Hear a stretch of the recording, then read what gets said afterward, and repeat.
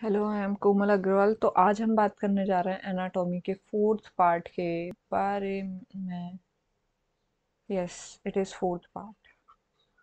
ठीक है। तो अब तक हमने बेसिक पढ़ लिया था कि epidermal tissue system, ground tissue system और वेस्कुलर टिश्यू सिस्टम क्या होता है। अब हम इसकी anatomy of root and stem करके देखते हैं। सबसे पहले हमें पढ़ना है एनाटॉमी ऑफ रूट। तो देखिए, एनाटॉमी ऑफ रूट पढ़ते टाइम हमें क्या क्या चीज़ें देखनी है। तो सबसे पहले हम डाइकॉट्स रूट्स का बना के देखते हैं। Dicot root. एक नया पेज ले लेते हैं, नहीं तो बन नहीं पाएगा मेरे से। चलो। हाँ, तो सबसे पहले क्या चीज़ें होती है। सबसे पहले एक होती है एपिडर्मिस की लेयर। ठीक है, और उसमें निकले होते हैं डाइकॉट। रूट्स की बात कर रहे हैं ना, तो रूट हेयर्स निकले होंगे इसमें, है ना। इतनी मोटी नहीं होगी, बट हाँ छोटे छोटे तो होंगे ही। बनाना सीख लो अगर तुम 11th में हो तो, क्योंकि ये 5 नंबर में बनाने के लिए आ जाता है। ठीक है। What is this? This is root hairs. और ये क्या हो गया? ये हो गए हमारी एपिडर्मल सेल्स। ठीक है। ये और एपिडर्मल सेल्स को, जो एपिडर्मिस होती थी उसको क्या बोलते थे हम? एपीब्लेमा, रूट के केस में एपीब्लेमा। ठीक है, इतना समझ में आया। दूसरी लेयर क्या होती थी? दूसरी एपिडर्मिस के बाद हमारे पास जो होता था वो होता था ग्राउंड टिश्यू सिस्टम। और ग्राउंड टिश्यू सिस्टम में जो पहली लेयर होती थी कॉर्टेक्स की, उसको बोलते थे हाइपोडर्मिस, जो कि एब्सेंट होती थी रूट के केसेस में। तो डायरेक्ट कॉर्टेक्स आ जाएगा यहाँ पर। देखो यहाँ पर। और कॉर्टेक्स के अंदर इंटरसेलुलर स्पेस पाया जा सकता है, बट बहुत ज़्यादा माइन्यूट अमाउंट्स में। बिल्कुल क्लोजली कॉम्पैक्टली अरेंज होते हैं ये। मैं इतना अच्छा डायग्राम नहीं बना पा रही, पर एक बार एनसीईआरटी में देख लेना तो क्लियर हो जाएगा। 4-5 लेयर कॉर्टेक्स के सेल्स की होती हैं, और ये पैरेन्काइमेटस सेल्स होते हैं जो कि स्टोरेज कर रहे होंगे। ठीक है। तो ये वाली जो लेयर है ये हमने कॉर्टेक्स की दिखा दी, और ये किसके अंदर आ गई? ग्राउंड टिश्यू सिस्टम के अंदर आ गई। तो उसके बाद क्या होती थी? एंडोडर्मिस की लेयर पाई जाती थी। किसकी? एंडोडर्मिस की। ये देखो, एंडोडर्मिस की लेयर हो गई। कॉर्टेक्स का लास्ट पार्ट जो होता था वो एंडोडर्मिस होता था ना, क्योंकि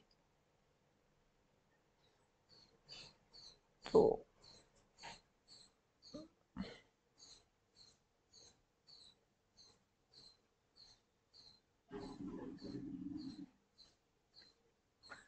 तो ये वाली लेयर जो मैं बना रही हूँ बैरल शेप्ड होती है। बैरल शेप सेल पाए जाते हैं मतलब इसके अंदर। एक बार तुम भी ट्राई करो बनाने का, ये बहुत इजीली बन भी जाएगा।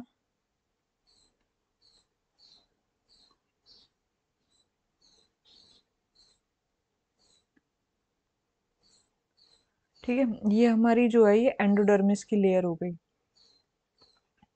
एंडोडर्मिस। एंडोडर्मिस के नीचे क्या पाया जाता था? एंडोडर्मिस के नीचे पाया जाता था पेरीसाइकिल। तो पेरीसाइकिल की लेयर और बना देते हैं इसमें एक और।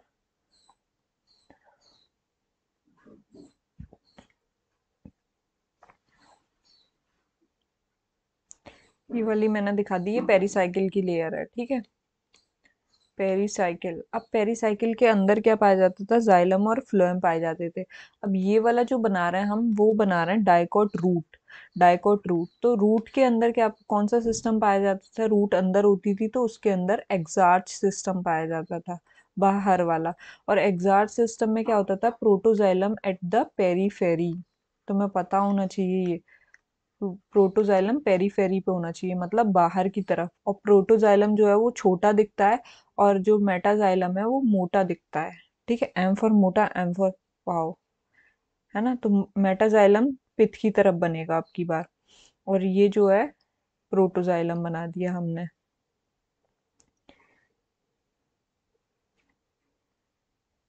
ठीक है।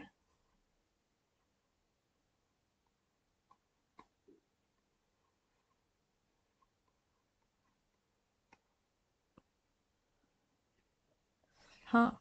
अब देखो रूट के अंदर क्या पाया जाता था, रूट के अंदर रेडियल अरेंजमेंट पाया जाता था, मतलब जाइलम और फ्लोएम डिफरेंट रेडियस पे प्रेजेंट होंगे। ठीक है, तो ये हमने प्रोटोजाइलम बना दिया है, ये मेटाजाइलम है, मेटाजाइलम, और ये वाला जो है ये प्रोटोजाइलम है।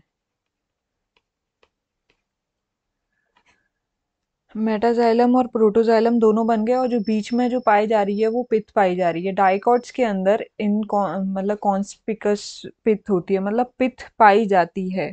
ठीक है, ये अब तुम डायग्राम याद कर लो। सबसे पहले एपिडर्मल टिश्यू सिस्टम, सबसे पहले एपिडर्मल टिश्यू सिस्टम, फिर कॉर्टेक्स, फिर एंडोडर्मिस, फिर पेरिसाइकिल, फिर मेटाजाइलम और protoxylem. Protoxylem towards the periphery पाया जाना चाहिए इसमें, और फ्लोएम टिश्यू भी पाया जाएगा। देखो फ्लोएम भी बना देती हूँ मैं, यहाँ पर बना देती हूँ, जैसे कि यहाँ पर जो है ये फ्लोएम टिश्यू पाया जाएगा इनके बीच बीच में, यहाँ पर। अब फ्लोएम में भी मेटाजाइलम और प्रोटोजाइलम होते हैं। ठीक है, और जो बाकी का यहाँ पर जितना भी एरिया जो पाया जा रहा है, यहाँ पर कंजक्टिव टिश्यू पड़ा होता है, जो कि पैरेनकाइमेटस नेचर का ही है। यहाँ पर ये जितना भी खाली एरिया है। ठीक है, ये क्लियर हो गया डाइकोट्स रूट्स का डायग्राम। हाँ, जो एंडोडर्मिस थी रूट्स के अंदर, देखो रूट्स के अंदर जो एंडोडर्मिस होती थी, उसके पास एक वैक्सी कोटिंग की स्यूब्रिन की लेयर पाई जाती थी, मैंने तुम्हें बताया था ना, तो वो भी ध्यान रखना। और इसमें जो पेरिसाइकिल पाई जाती है वो पैरेनकाइमेटस नेचर की होती है। अब हम मोनोकॉट रूट देख लेते हैं। रूट्स बहुत सिंपल है, बट स्टेम थोड़ा टफ है। ठीक है, हाँ तो देखो इसके अंदर मोनोकॉट रूट्स के अंदर फिर से एक एपिडर्मिस की लेयर बनाई जाएगी।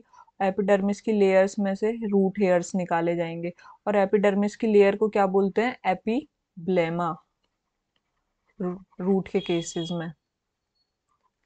ठीक है, ये हो गई हमारी एपीब्लेमा। फिर एपीब्लेमा के नीचे क्या आ जाएगा, कॉर्टेक्स की लेयर आ जाएगी, 4 to 5 लेयर्स कॉर्टेक्स आ जाएगा। यहाँ पर ये कॉर्टेक्स आ गया। ठीक है, कॉर्टेक्स के बाद क्या आती है, एंडोडर्मिस आ जाती है। कॉर्टेक्स के बाद एंडोडर्मिस आ जाती है। ओहो, डायग्राम बनाना तो हम्म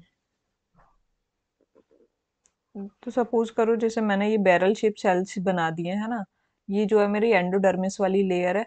एंडोडर्मिस के बाद क्या आता है, पेरीसाइकिल आता है। एंडोडर्मिस के बाद पेरीसाइकिल की लेयर आती है। एक और दिखा देती हूँ कि ये वाली जो लेयर हो गई, यहाँ पर जो सेल्स पाए जा रहे होंगे वो सारे पेरीसाइकिल के रहे होंगे।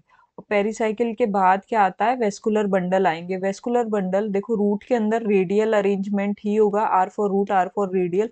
बट मोनोकॉट्स के अंदर मैंने क्या बताया था, मोनोकॉट्स के अंदर क्या बताया था, रेडियल अरेंजमेंट है ना इसका। और रूट के अंदर एक्सार्च होता है या एंडार्च, एग्जार्च कंडीशन पाई जाएगी, मतलब protoxylem is towards the periphery, तो यहाँ पर छोटे छोटे पाए जाएंगे। अच्छा, तो मैं एक चीज याद रखनी है इसके अंदर, क्या याद रखना है कि इसके अंदर पॉलीआर्क कंडीशन पाई जाती है, मतलब मोर देन 3 और 4, मतलब मोर देन 3 और 4 जाइलम टिश्यू पाए जा रहे हैं। ठीक है, तो ये सारा जो है ये पॉलीआर्क कंडीशन है इसकी, यही ध्यान रखना। और इसके अंदर पिथ जो है वो नहीं है, पिथ इनकॉन्स्पिकस, यही डिफरेंस होता है डाइकॉट और मोनोकॉट्स के अंदर, कि इसके अंदर जाइलम बंडल्स ज़्यादा पाए जाते हैं मोनोकॉट्स के अंदर, और डाइकॉट्स के अंदर 2 to 4 ही पाए जा रहे हैं। ये इतना क्लियर हो गया, बस यही डायग्राम था। ये टीएस हमने transfer section of monocot root देख लिया है, और वो हमने वो देख लिया है। और हाइपोडर्मिस एब्सेंट पाई जाएगी, ये रूट चल रहा है, क्योंकि मैंने बताया ना स्टेम के अंदर पाई जाती है वो रूट्स। अब देखिए स्टेम के अंदर देख लेते हैं हम।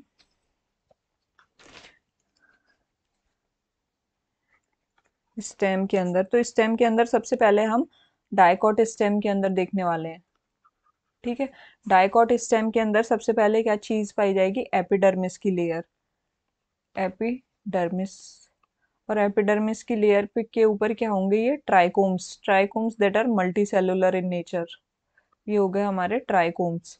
फिर उसके बाद क्या पाई जानी चाहिए, हाइपोडर्मिस पानी पाई जानी चाहिए। हाइपोडर्मिस कैसी होती है डाइकोट्स के अंदर? हाइपोडर्मिस जो होती है, मैं पहले हाइपोडर्मिस बना देती हूँ। हाइपोडर्मिस जो होती है वो पाई जाती है कॉलन काइमेटस नेचर की। देखिए ये जो सी डी से याद कराया था मैंने कि हाइपोडर्मिस जो है वो कैसी पाई जाएगी, कॉलन काइमा की बनी होगी डाइकोट स्टेम के केस में। फिर इसके नीचे क्या पाया जाएगा, इसके नीचे कॉर्टेक्स की लेयर पाई जाएगी और वो कॉर्टेक्स की लेयर पेरेन्काइमेटस सेल से बनी होगी। तो वो हम बना के दिखा देते हैं कि 2-3 लेयर जो होगी वो कॉर्टेक्स की होगी, जनरल कॉर्टेक्स जो बताया था तुम्हें, जो कि स्टोरेज करती है। ये हमने बना दिया कॉर्टेक्स, जो कि किसका बना हुआ है, पेरेन्काइमेटस, पेरेन्काइमा की सेल्स का। फिर उसके बाद मैंने बताया था कि एंडोडर्मिस की लेयर पाई जाएगी एक। तो ये हमने एक एंडोडर्मिस की लेयर बना दी है, ठीक है। इसके ऊपर अब की बार वैक्सी कोटिंग वगैरह नहीं पाई जा रही, बट ये जो एंडोडर्मिस होती है इसके अंदर एक स्टार्च सीथ पाई जाती है, ये स्टार्च फिल्ड रहती है ना। इसकी जो ध्यान रखना कि एंडोडर्मिस के अंदर एक स्टार्च सीथ पाई जाती है, स्टोर करती है स्टार्च ग्रेन्स को, इस वजह से। अब इसके बाद इसके पास पेरीसाइकिल पाई जाती है। पेरीसाइकिल इसकी वेवी होती है, वेवी नेचर्स की। अभी तो हम यहाँ पर सेल्स दिखा रहे हैं तो सेल्स तो डायरेक्ट दिखा देंगे मेंशन करके कि एंडोडर्मिस के नीचे क्या आता था, पेरीसाइकिल, ठीक है। और वो पेरीसाइकिल जो होती है वो भी स्क्लेरन काइमेटस सेल्स की होती है। स्क्लेरन वहाँ पर पेरन काइमेटस सेल्स की थी, यहाँ पे स्क्लेरन काइमेटस है, और सेमी लूनर होती है, मतलब half moon shape, semi lunar, ठीक है। अब पेरिसाइकिल के बाद क्या पाया जाता था, वेस्कुलर बंडल्स पाए जाते थे। तो वेस्कुलर बंडल्स अगर तुम स्टेम के केसेस में बात करोगे, स्टेम के केसेस में बात करोगे तो स्टेम के केसेस में बात करोगे तो हम जब भी बात करेंगे तो एंडार्च, जैसे कि इसके अंदर कौन सी कंडीशन पाई जाएगी, एंडार्च। और एंडार्च के अंदर क्या पाया जाता था कि मतलब protoxylem is towards the pith, मतलब अंदर की साइड पाई जाएगी प्रोटोजाइलम, एंडार्च अंदर है ना तो इस वजह से। और दूसरी चीज, स्टेम के अंदर कॉन्जॉइंट सिस्टम पाया जाता था। देखो कॉन्जॉइंट कैसे याद करोगे तुम, मतलब नहीं सोच पा रहे हो, नहीं समझ।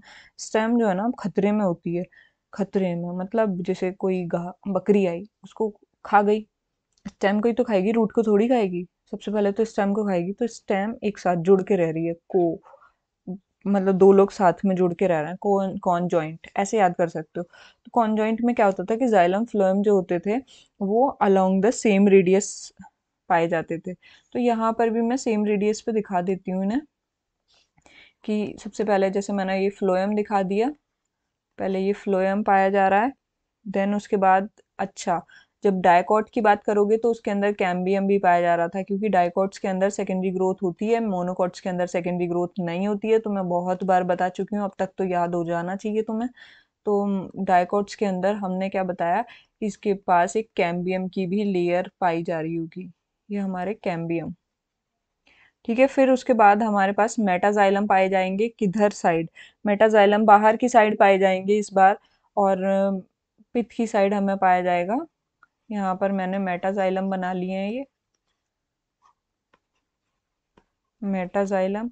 और पिथ की साइड जो पाए जा रहे हैं उनको बोलेंगे हम प्रोटोजाइलम, क्योंकि एंडार्च कंडीशन पाई जा रही थी, प्रोटोजाइलम, ठीक है। और बाकी का जितना भी है वो पिथ वाला पोर्शन पाया जाएगा, पिथ, ठीक है। डाइकोट्स के अंदर पिथ पाई जाती है, बट मोनोकोट्स के अंदर जनरली एब्सेंट होती है पिथ।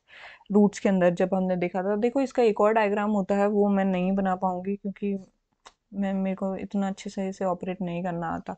मतलब ऐसा होता है, ये ऐसे करके बनाते हैं और फिर मतलब सारा कुछ बिगड़ जाएगा मेरे से। ये सेमी लूनर शेप बनाने हैं ऐसे करके, नहीं बनेगा पर मेरे से, मैं तुम्हें बता रही हूँ। मैं नेक्स्ट पेज पे चलती हूँ, मैं दूसरा एक बार देख लेना एनसीईआरटी में, बहुत क्लियर तरीके से मैंने तुम्हें बता दिया एक डायग्राम, तो वो भी बन जाएगा। तो नेक्स्ट टॉपिक हम जो पढ़ने जा रहे हैं, नेक्स्ट टॉपिक जो हम पढ़ने जा रहे हैं वो पढ़ेंगे हम मोनोकॉट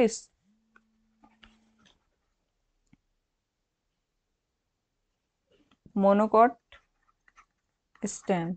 ठीक है, मोनोकॉट स्टेम के बारे में तुम पता है कैसे याद करोगे? मोनोकॉट स्टेम एक अलग ही अपने रुतबे में चल रही है। मोनोकॉट स्टेम के अंदर एक, क्या बोलते हैं, ओवर कॉन्फिडेंस की ज्वाला भड़क रही है। अरे मेरे को क्या करना है इन लोगों से? ठीक है, तो इसके पास कुछ भी नहीं होता है, इसके पास एक जस्ट एपिडर्मिस की लेयर होती है, एक तो एपिडर्मिस की लेयर होती है, फिर उसके बाद हाइपोडर्मिस की लेयर होती है। हाइपोडर्मिस के बाद इसके पास जो है वेस्कुलर बंडल्स पाए जाते हैं, और वो वेस्कुलर बंडल्स जनरली क्या होते हैं कि पित्त की साइड तो बड़े वेस्कुलर बंडल्स होते हैं, और पेरीफेरी की साइड जो है वो स्मॉल वेस्कुलर बंडल्स होते हैं। वेस्कुलर बंडल स्मॉल्स पाए जाते हैं, और पित्त की साइड बड़े वाले वेस्कुलर बंडल, और जो वेस्कुलर बंडल होते हैं वो कवर्ड रहते हैं स्क्लेरन काइमेटस सेल से। बस इतना ही ध्यान रखना। Thank you so much.